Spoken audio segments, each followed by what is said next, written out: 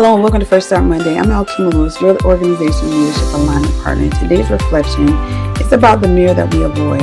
Now, this is not a literal mirror. This is a professional and personal mirror that I believe leaders should do often, and it is reflection, right? We're reflecting on habits, emotions, and mindsets, and these could be mindsets, habits, or emotions that are aligned to defensiveness for some, and in many cases for others, procrastination, fear, and pride. And sometimes this is not even about what we've done wrong. It's about what we've avoided because we've been too busy leading others. So here's the truth about avoidance. Avoiding the mirror does not stop reflection. It just delays the progress that we need to make in our leadership. You know, we love leading from our strengths, or at least I know that I do, but I also know that true leadership longevity does require us to look honestly at our weaknesses, or what I might say, the areas of growth or development that we need to make in our leadership. When I reflect on my leadership, I think about just how I've allowed God to do His best work in me when I stop avoiding the mirror and start letting Him refine the areas that I'd rather ignore, right? Why is that important? It's important to transformation. We want to be transformed, be transformational leaders, but it starts with the transformation that needs to happen inside of us.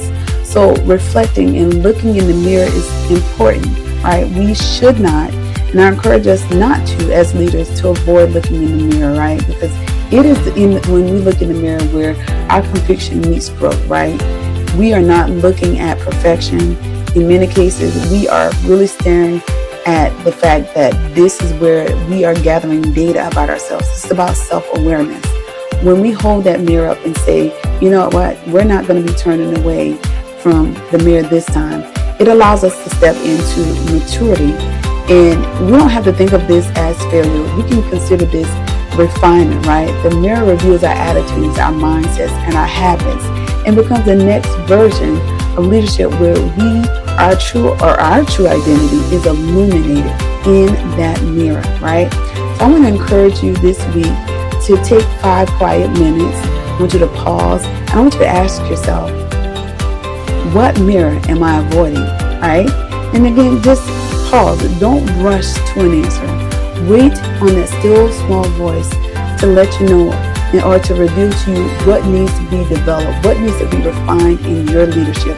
And I want to encourage you to lean into the discomfort of looking in that mirror, because it's when you look into the mirror where growth always begins to demonstrate a level of awareness for you. All right, so I'm cheering you on this week. Let's face the need to develop and refine in our leadership. Embrace looking in the mirror. Embrace doing the reflections that require us to become better leaders, right? Where we can lead with renewed clarity and courage, right? I want you to remember that the mirror isn't punishment, it is preparation. So have a wonderful, wonderful, wonderful week, and have a beautiful and powerful Monday. Peace.